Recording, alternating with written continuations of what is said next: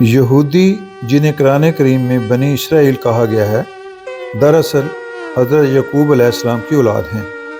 اور اسرائیل وہ لقب ہے جو اللہ نے خود انہیں عطا کیا، یعنی اللہ کے بندے۔ اور یہ وہی خاندان ہے جس میں حضرت موسیٰ، حضرت ہارون، حضرت داؤد، حضرت سلیمان اور حضرت زکریا اور یحییٰ علیہ السلام جیسے انبیاء برحق پیدا ہوئے۔ اور اللہ نے انہیں اپنی کتابیں دیں، سمندر پھاڑ کر انہیں نجات دی اور انہیں تمام جہانوں پر فضیلت عطا کی، مگر جب انہوں نے نافرمانی کی تو ان کی طریق صدیوں کی جلا وطنی، قتل انبیاء اور عذاب الہی کی داستان بن گئی۔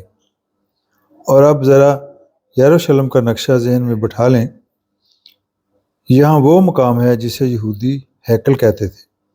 حضرت سلیمان علیہ السلام نے جسے اللہ کے گھر کے طور پر تعمیر کیا تھا،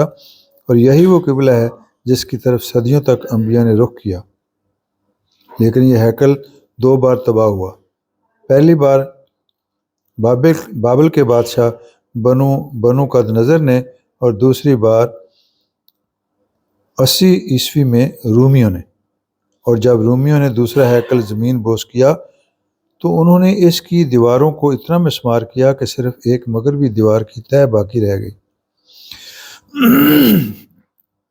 اور یہی وہ دیوار ہے جسے آج دنیا دیوار گریا یا ویلنگ وال کہتی ہے، لیکن یہ کوئی سادہ پتھر کی دیوار نہیں، یہ 7 بڑی پتھر کی تہوں پر مشتمل ہے، جس میں سب سے نیچے کی تہہ حضرت سلیمان علیہ السلام کے زمانے کی ہے، اور ہر تہہ ایک تاریخی المیہ کی گواہ ہے۔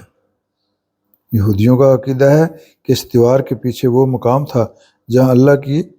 حضوری نازل ہوتی تھی، اور جب یہودی دنیا بھر سے یروشلم آتے ہیں تو اس دیوار کے سامنے کھڑے ہو کر تورات پڑھتے ہیں، اپنے کھوئے ہوئے ہیکل کا نوحہ کرتے ہیں، اور اتنا زار و قطار ہوتے ہیں کہ ان کے آنسو ان پتھروں کو تر کر دیتے ہیں، اسی لیے اسے گریا کہا جاتا ہے۔ اور اس دیوار سے چند قدم کے فاصلے پر وہ چٹان ہے جسے یہودی بنیادی پتھر یا ایون باشتیہ کہتے ہیں۔ ان کا ماننا ہے کہ یہی وہ پتھر ہے جس پر سے کائنات کی تخلیق شروع ہوئی۔ یہی وہ مقام ہے جہاں حضرت ابراہیم علیہ السلام نے اپنے بیٹے کو قربان کرنے کا حکم پا کر اپنے رب کے سامنے سر تسلیم خم کیا، اور یہی وہ جگہ ہے جسے وہ دنیا کا مرکز اور اللہ کا خاص عرش سمجھتی ہیں۔ اب آتے ہیں ان کے قبلہ کی طرف۔ یہودی عبادت میں جہاں کہیں بھی ہوں ہمیشہ یروشلم کی طرف رخ کرتے ہیں، خاص طور پر اس ہیکل کی طرف جہاں وہ بنیادی پتھر ہے، اور یہ ان کے لیے اتنا مقدس ہے کہ اگر کوئی شخص قبلہ کی سمت غلط کر لے تو اس کی نماز لٹانی پڑتی ہے۔ جی ہاں، یہودی بھی نماز پڑھتے ہیں،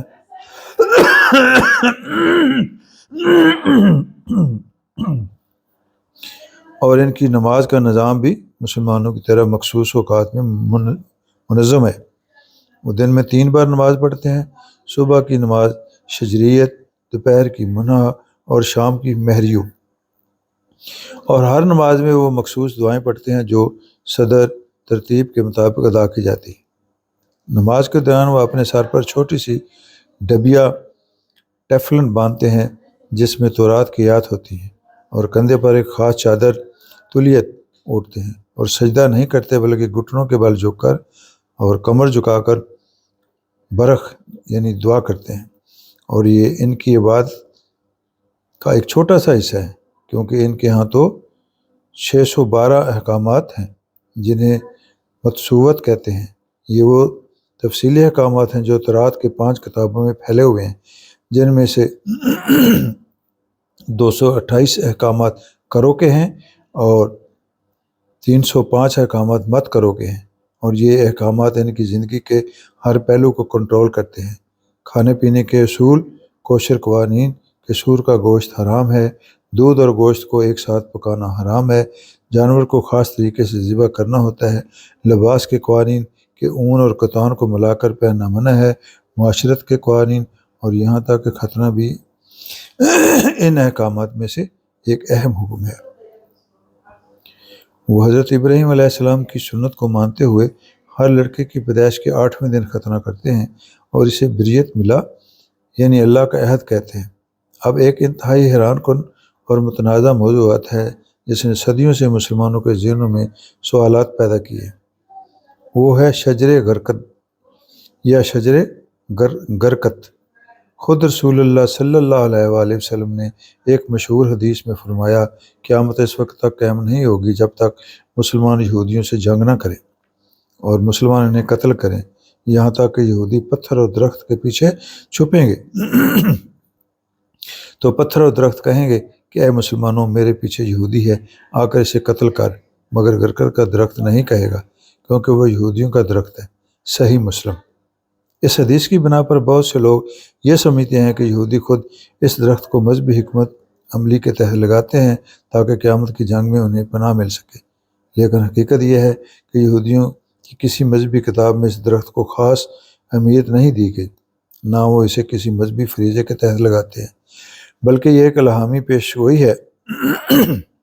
جو مسلمانوں کے لیے آخری زمانے کی نشانی بتائے گی۔ اور یہاں ایک اور حیران کن ربط ہے۔ مدینہ منورہ میں وہ مشہور قبرستان جہاں صحابہ کرام اور ازواج مطہرات اور اہل بیت مدفون ہیں، اس کا پرانا نام بقیع الغرقد تھا، یعنی غرقد کے درختوں والی جگہ، کیونکہ اس علاقے میں یہ درخت بکثرت پائے جاتے تھے، اور جب یہ درخت ختم ہو گئے تو اسے جنت البقیع کہا جانے لگا۔ یوں یہی درخت جس کے بارے میں حدیث میں ذکر ہے، مدینہ کے مقدس سرزمین سے بھی جڑا ہوا ہے۔ اب ذرا ان تمام باتوں کو اکٹھا کریں تو آپ کے سامنے ایک ایسی قوم کی تصویر آتی ہے جس کی جڑیں حضرت ابراہیم علیہ السلام تک جاتی ہیں، جسے اللہ نے اپنی کتاب اور نبوت سے نوازا، جس کے لیے سمندر پھٹے اور آسمان سے من و سلوہ برسا، لیکن جس نے اپنی سرکشی کی وجہ سے یہ سب کچھ کھو دیا اور آج دنیا بھر میں بکھری ہوئی اپنی اس دیوار کے سامنے آنسو بہا رہی ہے، اپنے بنیادی پتھر کی زیارت کو ترس رہی ہے، اور 612 احکامات کے باوجود اطاعت کی وہ حقیقی منزل نہ پا سکی جو اللہ نے ان سے چاہی تھی۔ یہی وہ سبق ہے جو ہمارے نبی صلی اللہ علیہ وآلہ وسلم نے ہمیں دیا جب آپ نے فرمایا، تم ضرور ان لوگوں کی راہوں پر چلو گے جیسے تیر کمان کے برابر بھی چلا جائے۔ صحیح بخاری۔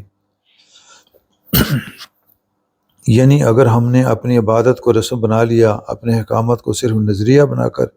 رکھ دیا اور اطاعت کی روح کو جلا وطن کر دیا تو ہماری حالت بھی بنی اسرائیل جیسی ہو جائے گی،